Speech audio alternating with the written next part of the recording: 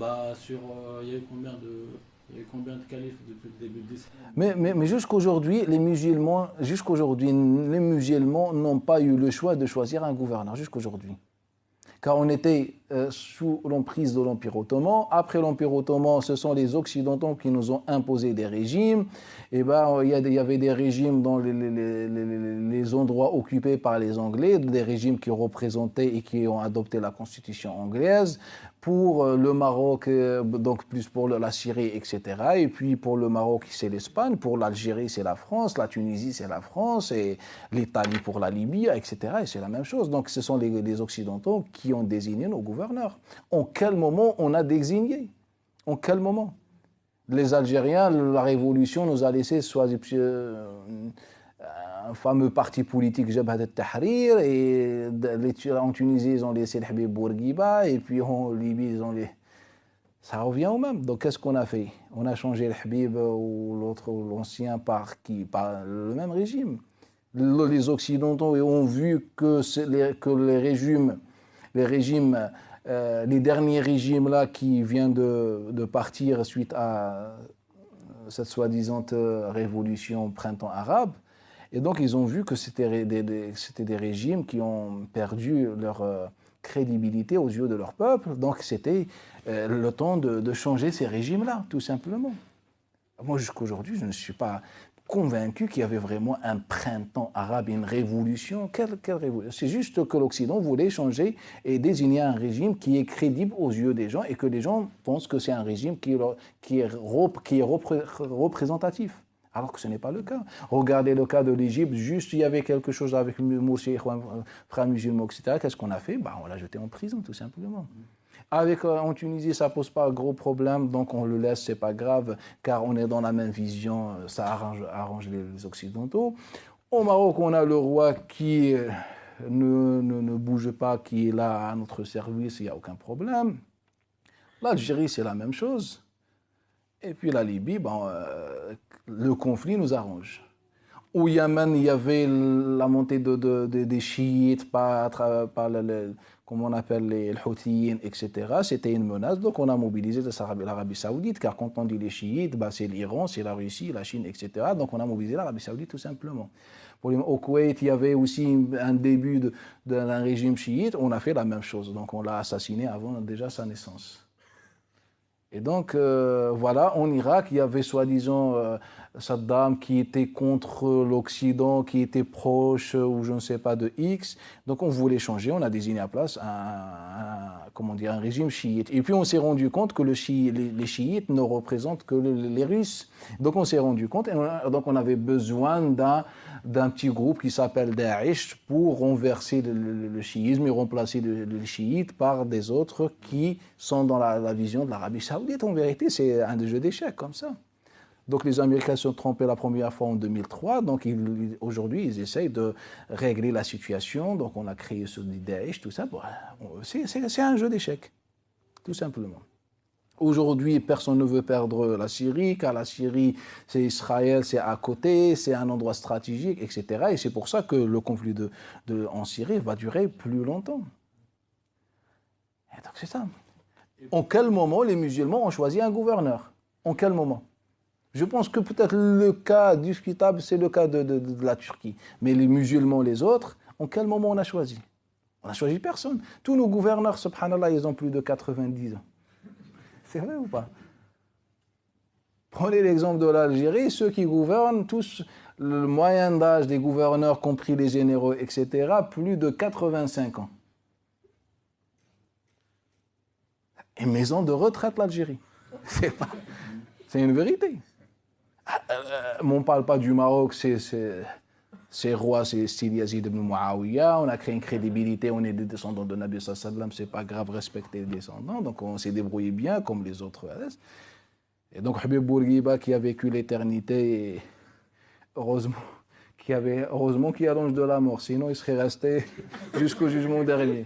Et puis vient l'autre, heureusement que l'Occident a compris qu'il ne marche pas, qu'il ne préserve pas réellement l'intérêt et qu'il a perdu sa crédibilité aux yeux du peuple. Et donc, on s'est débrouillé pour on a déclenché un peu cette histoire pour le changer, de mettre quelqu'un que les gens pensent qu'il est un bon représentant, etc.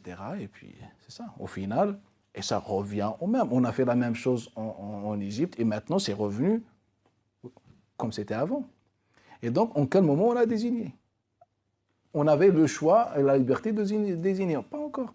Il faut qu'on désigne, et puis, là, on juge, est-ce qu'il y avait des Yazid parmi nous ou pas? Inch'Allah, quand on aura, Inch'Allah, cette occasion, on verra. D'accord. Sinon, un dernier truc. Pourquoi nous, dans la communauté musulmane, on n'a jamais essayé de penser à un système politique et de désignation des gouverneurs basé sur le principe du Coran, les valeurs du Coran? Tu vois, un système différent de ceux qu'on connaît, comme la royauté ou tous les systèmes de pouvoir qui existent sur Terre, quoi. Mais déjà, juste de parler, il y a deux problèmes. Premier problème, déjà, juste dire le mot Al-Qur'an ou Hadith, tout ça, déjà, tu deviens terroriste. Ah, déjà, c'est l'islam politique, c'est le terrorisme, c'est la nationalité. Il faut retirer la nationalité, expulser, juste tu passes, c'est ça. C'est pour ça que nos chouyours, généralement, ils sont un peu allergiques à ce genre de sujet. Coran, astaghfirullah, parle akhlaq, prier comme ça, dhikr, faire beaucoup de dhikr. C'est ça l'islam que les chouyours veulent, car ça arrange ces chouyours, car ils sont bien un bon salaire, et puis les vacances d'été au bled, des belles voitures. Tu veux quoi de plus, subhanallah? Tu as des problèmes, c'est comme ça. Et puis deuxième moi, ce deuxième qui me concerne moi, c'est que qu'est-ce qu'on va proposer?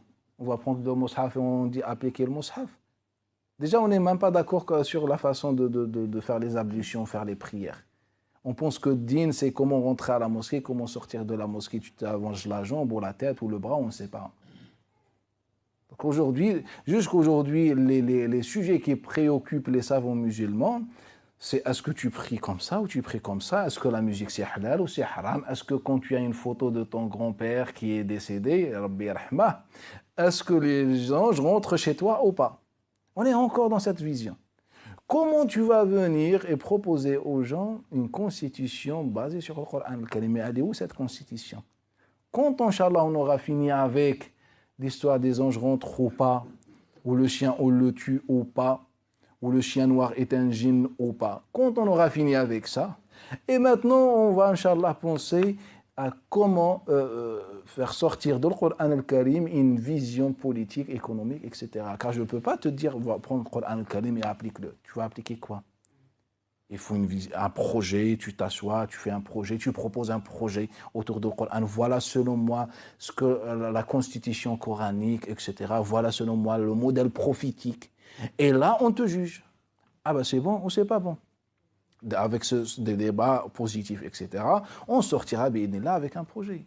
Mais aujourd'hui, il y a certains qui y arrivent à appeler maintenant à l'application du Coran et de Sunna. Mais appliquer quoi? Déjà, depuis tout à l'heure, on parle du même problème. On fait que sélectionner les textes. On ne s'est jamais posé la question, qu'est-ce que le prophète a dit? Jamais. J'ai jamais vu cette question posée par un savant dans l'histoire musulmane. Qu'est-ce que le prophète a dit? On ne sait pas. Sélectionne les textes, choisis ce que tu veux. Donc c'est un problème. Donc tu ne vas pas me dire que voilà, je veux appliquer ou j'appelle à l'application du Coran. Qu'est-ce que le Coran? Le Coran, c'est le surat al-Fatiha. Tu vas dire aux gens, réciter le Fatiha, bah récite déjà. Donc il faut un projet politique. Donc c'est ça le problème pour moi. Il faut que les musulmans réfléchissent à un projet politique, économique, un projet alternatif. Mais est-ce que les gens rentrent dans la maison où il y a des photos ou pas? C'est ça notre préoccupation aujourd'hui. Ça, c'est peut-être fait exprès pour pas justement qu'on pense aux choses. Barakallahu fik. Ce qui est fait exprès, ce n'est pas le fait qu'il faut penser à ça. Ce qui est fait exprès, c'est qu'ils veulent que les chouyours restent des chouyours et qui comprennent le din à notre place, comme les papes. Ils réfléchissent à notre place. Nous, on est des bêtes, et puis les chouyurs réfléchissent à notre place. Le Coran a été envoyé à des bédouins qui étaient fermés, ne connaissaient rien du tout, à part leurs bêtes, et donner à manger à leurs bêtes, ils ne connaissaient rien du tout. Ils ont pu comprendre le Coran al-Karim. Et nous, aujourd'hui, ils nous disent, vous êtes incapables de comprendre le Coran al-Karim, il faut passer par des chouyurs pour comprendre. Et ces chouyurs ne livrent qu'un seul discours, selon les objectifs dans l'endroit dans lequel il se trouve.